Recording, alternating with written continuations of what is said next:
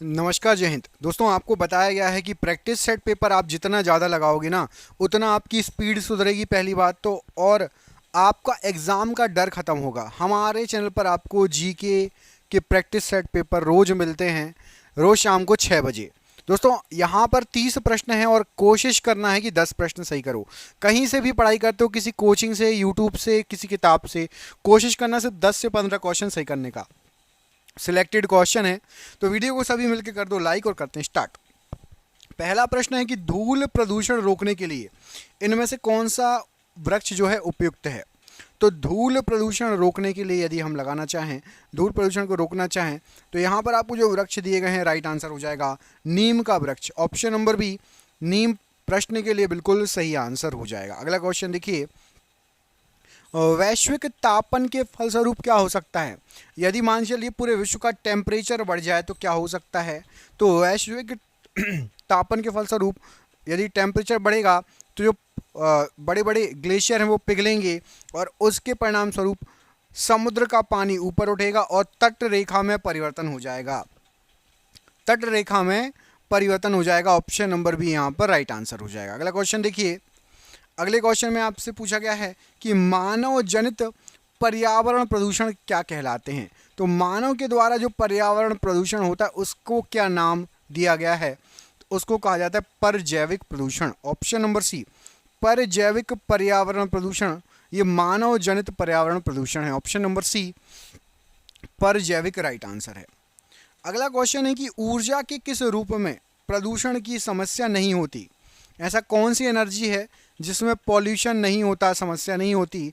तो याद रखना, यदि हम सौर ऊर्जा का इस्तेमाल करते हैं तो उसमें पॉल्यूशन या प्रदूषण बिल्कुल नहीं होगा। ऑप्शन नंबर डी, सौर ऊर्जा का निर्माण करने में पॉल्यूशन या प्रदूषण बिल्कुल नहीं होगा। अगला क्वेश्चन है कि निम्नांकित में से कौन अधिकतम ध्वनि प्रदूषण का कारण है।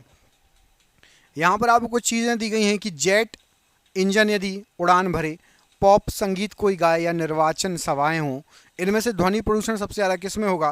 तो सभी को पता होगा कि जेट इंजन बहुत तेज आवाज़ करता है, जेट उड़ान, इससे ध्वनि प्रदूषण सर्वाधिक होगा। ऑप्शन नंबर ए, जेट उड़ान राइट आंसर है। मानव त्वचा का अध्ययन करने वाली विज्ञान की शाखा क्या कहलाती है। हमारे त्वचा का अध्ययन करने वाली जो विज्ञान की शाखा है उसको क्या कहा जाता है। तो राइट आंसर हो जाएगा डर्मेटोलॉजी। डर्मेटोलॉजी में मानव त्वचा का अध्ययन होता है, विज्ञान की शाखा है। और जो डॉक्टर ये मानव त्वचा का अध्ययन करता है, सही करता है, चेक करता है, उसको डर्मेटोलॉजिस्ट कहा जाता है। डर्मेटोलॉजी और डर्मेटोलॉजिस्ट। अगला क्वेश्चन देखिए, लड़का पैदा होगा यदि कौन से गुणसूत्र मिलेंगे। तो लड़का पैदा होगा यदि बच्चे में एक्स वाई गुणसूत्र हो। यदि बच्चे के अंदर एक्स वाई गुणसूत्र होंगे तो लड़का पैदा होगा। यहाँ पर option number C, X Y गुणसूत्र प्रश्न के लिए राइट आंसर है। अगला क्वेश्चन देखिए, निम्नलिखित में से कौन एक लिंग संलग्न रोग है, बताइए। एक लिंग संलग्न रोग, ऑप्शन देखो, कुष्ठ रोग, ल्यूकीमिया, वर्णांधता या क्षय रोग। तो राइट आंसर हो जाएगा यहाँ पर आपका वर्णांधता। वर्णांधता जो रोग है यह एक लिंग संलग्न रोग है। ऑप्शन नंबर सी वर्णांधता प्रश्न के लिए बिल्कुल सही आंसर है। अगला क्वेश्चन देखिए, जैव विकास को सर्वप्रथम किसने समझाया था। जैव विकास को सबसे पहले किसने समझाया था। तो लेमार्क को इसका श्रेय जाता है जैव विकास को समझाने का। ऑप्शन नंबर बी, लेमार्क के द्वारा जैव विकास को सर्वप्रथम समझाया गया था। ऑप्शन नंबर बी यहाँ पर राइट आंसर है। अगला क्वेश्चन है कि उत्परिवर्तन का सिद्धांत प्रतिपादित किया था किसके द्वारा, किसने किया था। तो याद रखिएगा, उत्परिवर्तन का जो सिद्धांत है ये जो दिया गया था ये ह्यूगो डी ब्रीज के द्वारा दिया गया था। Option number B, Hugo de Vries. Option number B यहाँ पर राइट आंसर हो जाएगा उत्परिवर्तन के सिद्धांत के लिए। अगला क्वेश्चन है कि मलेरिया परजीवी तथा अमीबा को किस श्रेणी में रखा जाता है। मलेरिया परजीवी और अमीबा को किस श्रेणी में रखा जाता है।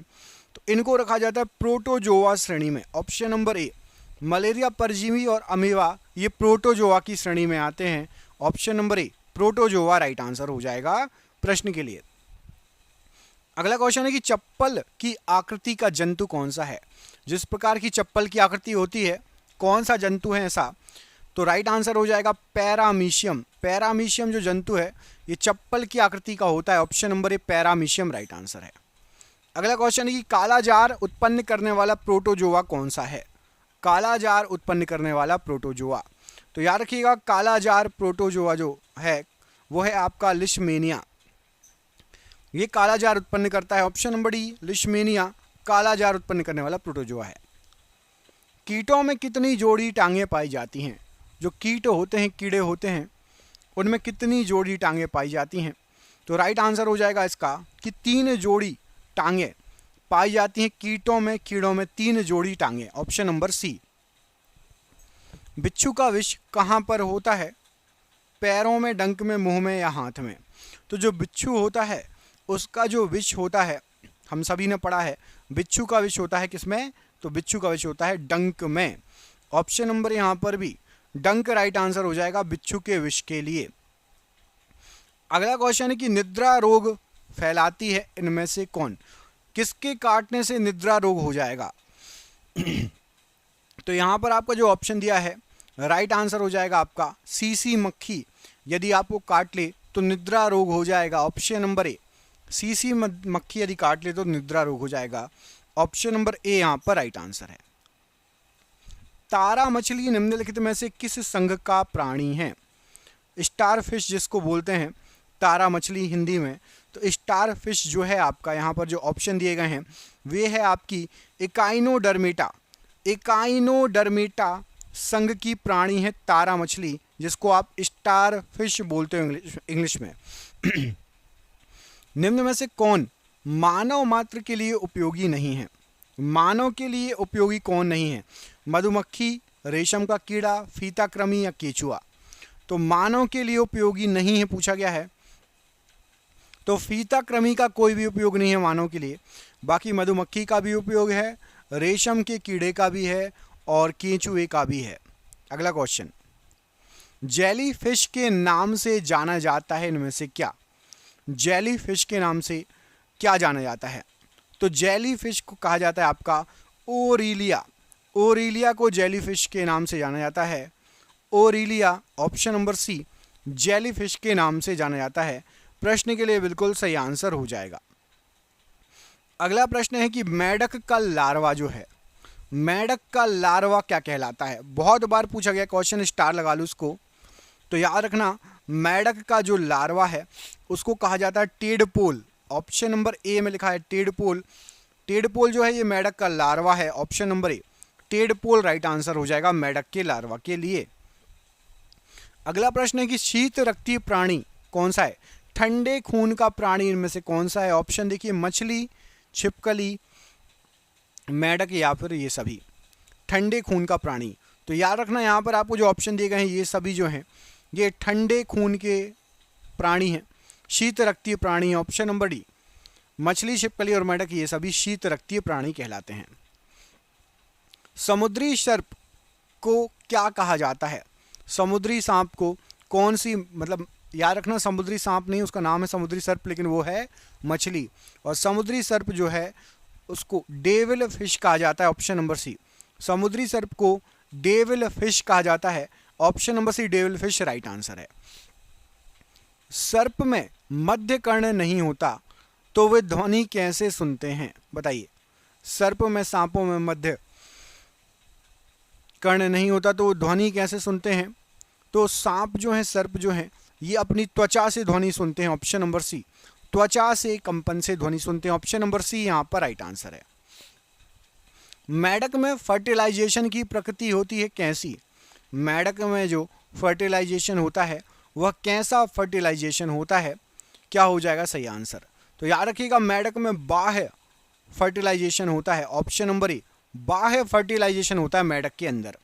अगला क्वेश्चन देखो, अधिकांश कीट श्वसन कैसे करते हैं? अधिकांश जो कीट हैं श्वसन की प्रक्रिया कैसे करते हैं?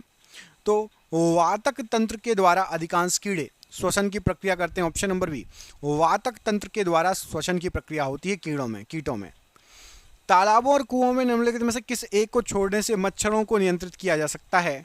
तो तालाबों और कुओं में गैम्बूसिया को छोड़ेंगे तो उससे वो मच्छर के लार्वा को जो है खा जाते हैं और उससे जो है मच्छरों को नियंत्रित किया जाता है। Option number C gambusia right answer है। निम्नलिखित में से किस एक सर्प का भुज मुख्य रूप से अन्य सांप है? कौन सा सांप है जो मुख्य रूप से अन्य सांपों को खाता है? तो नागराज जो हैं इनका मुख्य भोज अन्य सर्प हैं। Option number B Nagraj, option number B यहां पर राइट आंसर है। भारतीय वन्य जीवन के संदर्भ में उड्डयन वल्गुल निम्नलिखित में से क्या होता है बताइए। उड्डयन वल्गुल क्या है? यहां पर आपको जो ऑप्शन दिए गए हैं, तो उड्डयन वल्गुल यहां पर आपको जो ऑप्शन दिए गए राइट आंसर हो जाएगा चमगादड़, ऑप्शन नंबर ए। चमगादड़ जो है ये उड्डयन वल्गुल, ऑप्शन नंबर ए चमगादड़ राइट आंसर है। अगला क्वेश्चन है कि निम्नलिखित में से किस में रक्त नहीं होता लेकिन फिर भी श्वसन करता है? बताओ। खून नहीं है, ब्लड नहीं है, फिर भी श्वसन करता है। ऑप्शन है केचुआ, कंगारू, हाइड्रा या तिलचट्टा। तो राइट आंसर है हाइड्रा में खून नहीं होता फिर भी श्वसन करता है। Option number C hydra right answer हो जाएगा इस प्रश्न के लिए। और आज का आखिरी क्वेश्चन है कि श्वसन की जो प्रक्रिया होती है किसमें संपन्न होती है?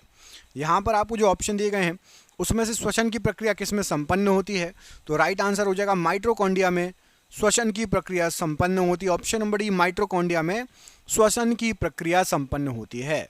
आपके लिए सरप्राइज क्वेश्चन है, आप कमेंट करके बताओगे। मैं आपसे पूछ रहा हूं कि खट्टे फलों में कौन सा विटामिन पाया जाता है? ये आपके लिए सरप्राइज क्वेश्चन है। इसका आंसर कमेंट करके आप बताओगे कि खट्टे फलों में कौन सा विटामिन पाया जाता है। क्या हो जाएगा इसका आंसर? कमेंट बॉक्स में इस प्रश्न का आंसर कमेंट करके बताइएगा। हम मिलेंगे आपसे कल 6 बजे। रोज शाम को 6 बजे वीडियो अपलोड होता है। जो भी चैनल पर पहली बार आए चैनल को सब्सक्राइब कर लीजिए यदि आपको रोज का वीडियो चाहिए। आप सभी का बहुत बहुत धन्यवाद दोस्तों। आपका दिन शुभ हो। जय हिंद, जय भारत।